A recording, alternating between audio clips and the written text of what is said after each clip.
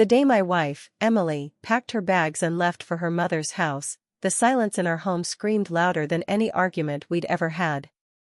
It wasn't a fight that drove her away, not exactly, just the slow, grinding weight of life's unrelenting pressures that chipped away at us until we barely recognized each other. I stood in the doorway, watching her car disappear down the street, our 2-year-old daughter, Lily, tugging at my hand, asking, "Where's Mommy going?" My heart cracked, but I forced a smile and said, "She's just visiting Grandma, sweetheart." Inside, I was drowning in questions. How did we get here? Could I fix this?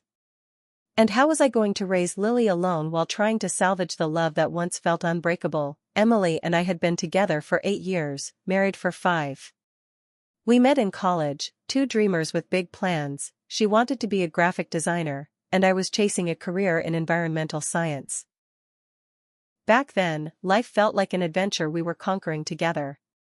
We'd stay up late, laughing over cheap wine, sketching out our future. But after Lily was born, the world shifted.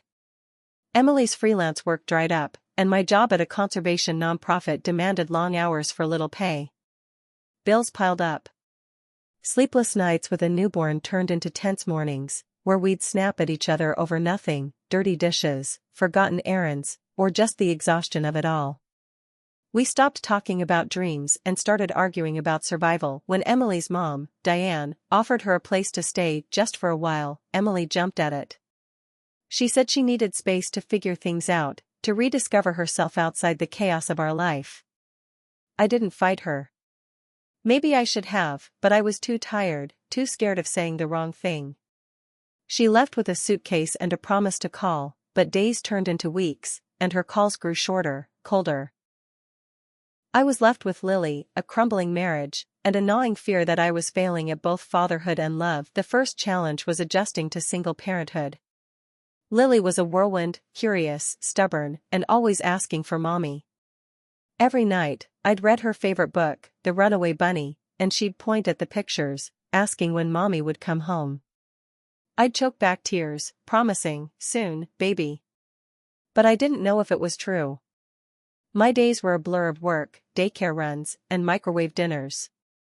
I felt like a robot, going through the motions, but Lily deserved better. She deserved joy, not a dad who was barely holding it together. So, I started small, park trips, ice cream dates, teaching her to plant seeds in our tiny backyard. Those moments became my lifeline, tiny sparks of hope that maybe I could be enough for her. But the bigger challenge was Emily. Her absence wasn't just physical, it was emotional.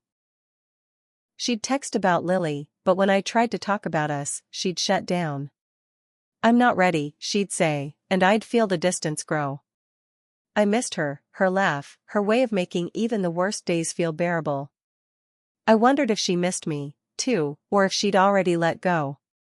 My friends urged me to move on, but I couldn't. I loved her, and I believed we could find our way back. The question was how. One night, after Lily fell asleep, I found an old photo album buried in a drawer. It was from our first year together, pictures of us hiking, dancing at a friend's wedding, kissing under a starry sky. I sat there, tears streaming down my face, realizing how much we'd lost. But then I saw a photo of Emily and her mom, Diane, laughing together at a family barbecue. It hit me, Diane wasn't just Emily's safe haven, she was part of our story, too. She'd always rooted for us, even when we were too stubborn to see it.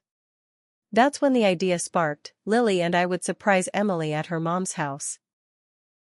Not to beg or argue, but to remind her of what we were fighting for. Planning the surprise was harder than I expected.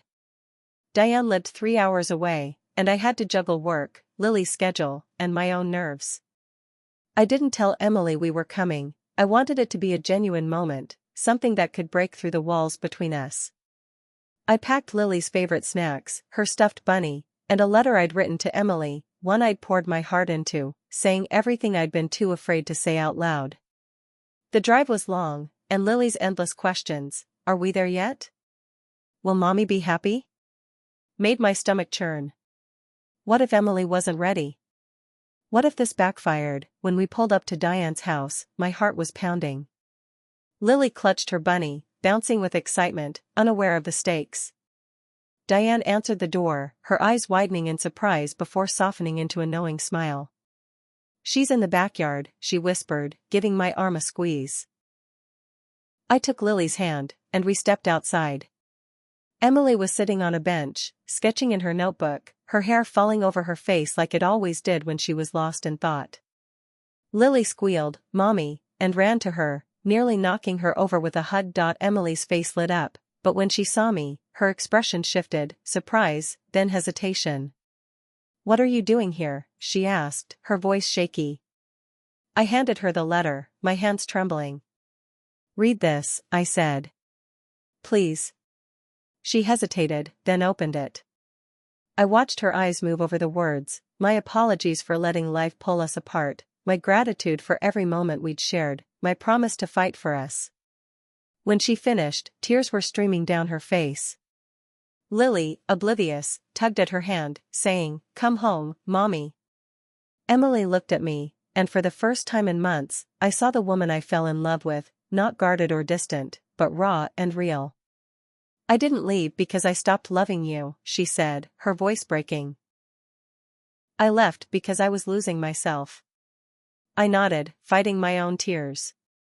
"I know. But we can find ourselves together. You, me, and Lily." She didn't answer right away, and the silence felt like an eternity. Then she knelt down, hugged Lily, and looked up at me. "Let's try," she whispered. The drive home was different, lighter, somehow. Emily didn't move back in right away. We agreed to take it slow, to rebuild what we'd lost. She started coming over for family dinners, and we went to counseling, learning to talk without fighting, to listen without judging. It wasn't perfect. There were still hard days, moments when old hurts resurfaced. But we faced them together, and that made all the difference. Lily, of course, was the glue. Her laughter, her endless curiosity, reminded us what we were fighting for. One evening, as we planted new flowers in the backyard, Lily's idea, Emily reached for my hand and squeezed it. "Thank you for not giving up," she said. I smiled, feeling the weight of the past year lift just a little. "We're worth it," I replied. Looking back, the challenge wasn't just surviving Emily's absence or managing as a single dad. It was believing in us when it felt like the world was pulling us apart. We're still a work in progress, but every step forward feels like a victory.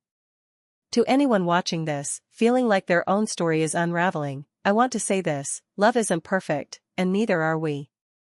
But if you hold on, if you show up with your heart open, even when it's scary, you might just find your way back to each other. And that's worth everything.